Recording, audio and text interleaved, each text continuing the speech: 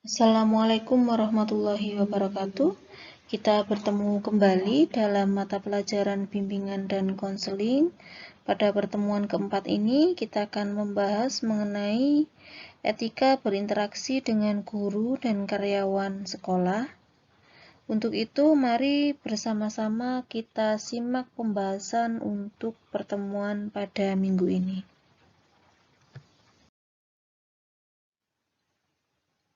Terlebih dahulu, akan kita pahami bersama mengenai pengertian etika. Menurut Kamus Besar Bahasa Indonesia dinyatakan bahwa etika itu ilmu tentang baik dan buruknya perilaku, hak dan kewajiban moral, sekumpulan asa atau nilai-nilai yang berkaitan dengan akhlak, nilai mengenai benar atau salahnya perbuatan atau perilaku yang dianut oleh masyarakat. Secara lebih lanjut, kita bahas pada slide berikutnya.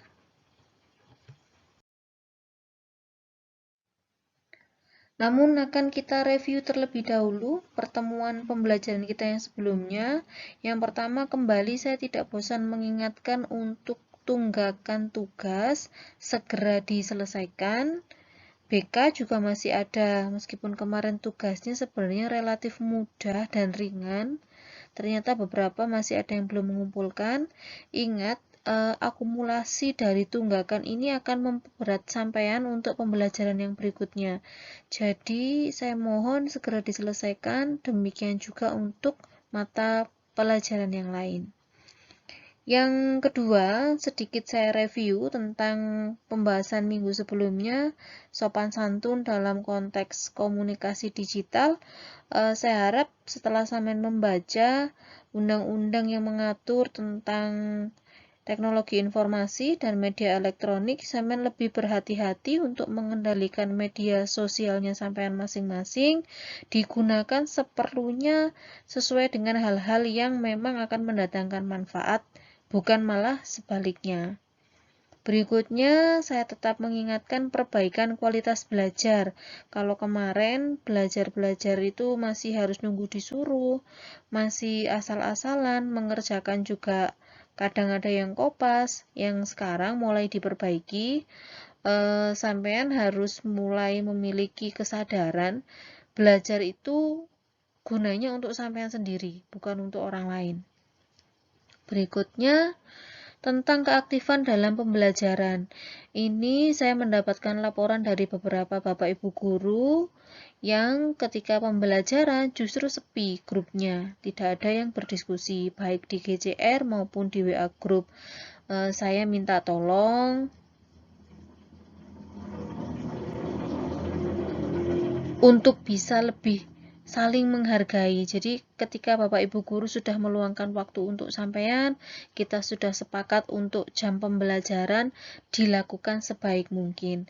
Demikian juga ketika Bapak Ibu guru memerlukan atau menghimbau untuk mengumpulkan sesuatu di grup, segera direspon.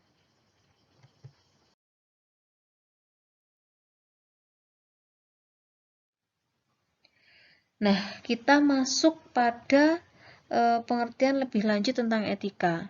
Etika itu nanti pada ujungnya akan bertemu dengan sebuah keadaan di mana ketika kita memperlakukan seseorang, maka seperti itulah perlakuan yang akan kita dapatkan dari orang lain.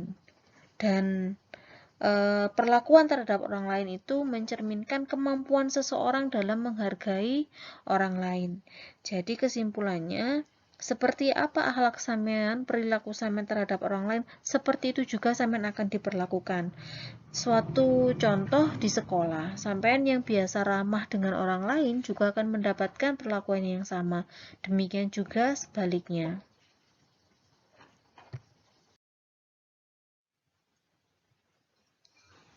Lalu seperti apa ciri-ciri etika?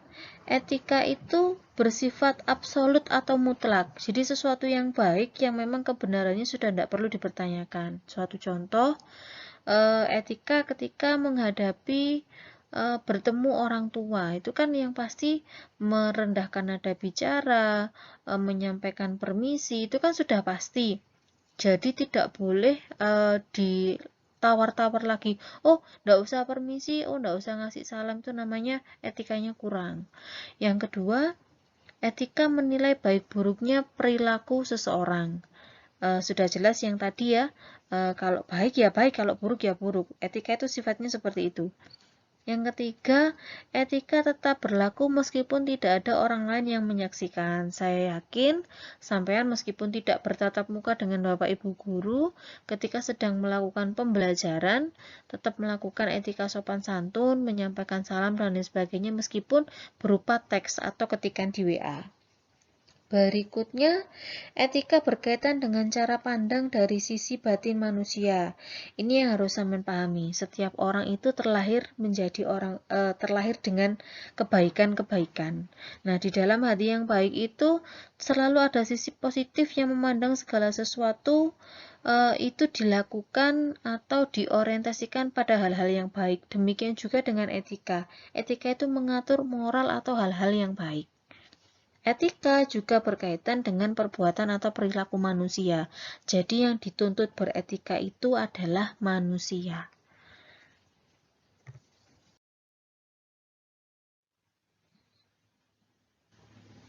Lalu bagaimanakah atau apa sajakah macam-macam etika? Etika secara general dibagi menjadi 4. Yang pertama umum, kedua khusus, ketiga deskriptif, dan keempat normatif. Saya jelaskan satu persatu. Untuk umum, jadi ini maksudnya mengatur tentang pengambilan keputusan atau tindakan etis. Jadi lebih kepada etika secara umum yang berhubungan dengan menjadi dasar yang sudah dilakukan sehari-hari. Pada umumnya memang menggunakan etika-etika yang sudah wajar digunakan dalam kehidupan sehari-hari. Yang kedua, etika khusus ini berkenaan dengan individual, yang kedua dengan sosial. Jadi ada etikanya ketika terhadap dirinya sendiri atau ketika berhadapan dengan banyak orang. Yang ketiga, yang deskriptif ini maksudnya membahas tentang tingkah laku, perilaku manusia, apa yang dicari oleh manusia dalam kehidupan sebagai sesuatu yang mempunyai nilai. Maksudnya di sini adalah hal-hal yang mempengaruhi perilaku manusia. Jadi ketika etika itu dilakukan akan ada nilai yang terlihat di sana. Berikutnya yang normatif, ini tentang rasional tingkah laku dan perilaku manusia, serta apa yang dicari oleh manusia dalam kehidupan.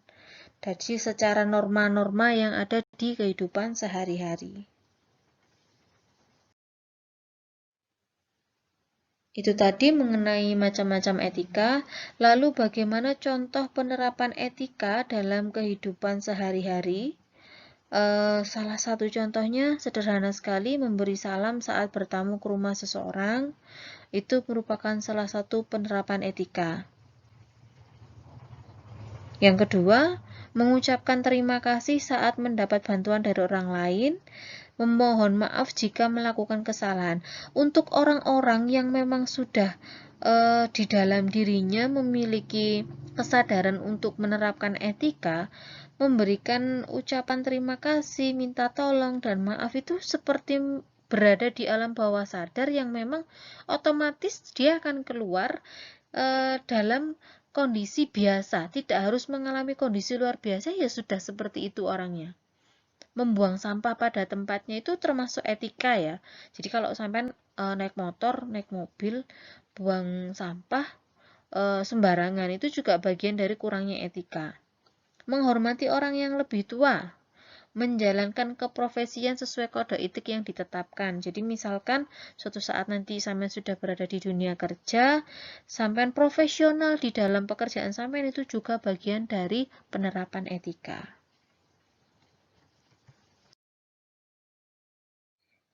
Pertanyaannya, lalu bagaimana dengan kamu saat ini? Coba diintrospeksi dirinya sendiri dari hal yang paling kecil. Minimal, apakah sampean sudah terbiasa mengucapkan minta tolong, terima kasih, mohon maaf. Sederhana sekali, misal ingin tanya ke bundanya, Bunda bisa minta tolong enggak? Misalkan seperti itu ya, Bunda bisa minta tolong enggak? Di sebelah sana ada barang yang harus saya ambil. Bisa minta tolong sih Bunda.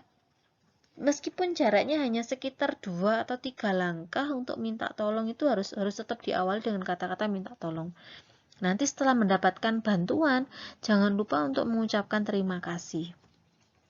Lalu, suatu misal ada kesalahan juga tidak berat untuk minta maaf. Nah, itu termasuk bentuk-bentuk introspeksi. Lalu, ketika sampean belum melakukan itu semua, salah satu contoh yang tadi saya sampaikan, lakukan perbaikan. Dengan begitu sampean sudah melakukan langkah yang benar. Introspeksi diri, diperbaiki salahnya di mana, mulailah melangkah dengan konsisten. Kalau sudah diperbaiki, tidak usah balik kanan untuk salah lagi. Itu baru namanya pinter. Kalau sampean pernah salah, lalu sampean perbaiki, tidak ngulangi lagi, itu baru namanya smart. Tapi kalau salah berulang kali jatuh di tempat yang sama, nah itu berarti ada yang salah yang harus diperbaiki di sana.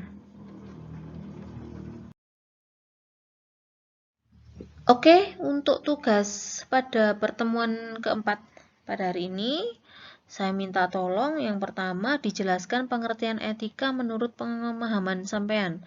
Jadi pahamnya seperti apa, masing-masing kalimatnya terserah sampean, dituliskan pada buku, difoto, diupload di GCR. Yang kedua, sebagai contoh penerapan etika, silakan mengirim pesan WA kepada Ibu Adia. Kalau sampean lupa Bu Adia itu yang bagian sampean kalau bayar SPP. Isi WhatsApp-nya adalah menanyakan atau mengkonfirmasikan mengenai tagihan pembayaran biaya sekolah. Contoh, salam dulu. Setelah itu sampaikan identitasnya sampean, baru sampaikan maksudnya. Jangan lupa menutup dengan salam dan terima kasih. Contoh, Assalamualaikum warahmatullahi wabarakatuh. Bu Adia, saya Fulan kelas 7 atau 8 atau 9 ingin menanyakan perihal tunggakan saya pada bulan Agustus. Terima kasih atas bantuannya. Wassalamualaikum warahmatullahi wabarakatuh. Itu contoh. Kalimat terserah sampean, yang penting mengandung komponen tadi. 1. Salam. 2. Identitas. 3. Keperluan. 4. Sampaikan terima kasih. Yang kelima, sampaikan salamnya. Bukti WA-nya di screenshot terus di upload melalui GCR seperti biasa. Setelah menyelesaikan tugas, disampaikan kepada saya. Kita sampai pada sesi akhir dari pertemuan hari ini. Terima kasih karena sudah mengikuti pembelajaran dengan baik. Sampean perlu mengingat, akhlak yang baik akan memudahkan tercapainya ilmu yang bermanfaat. Jadi mulai saat ini sampai dengan seterusnya, semoga bisa konsisten untuk memperbaiki akhlaknya. Saya akhiri pembelajaran pada hari ini. Semoga memberikan manfaat kepada kita sekalian. Tetap jaga kesehatan. Assalamualaikum warahmatullahi wabarakatuh.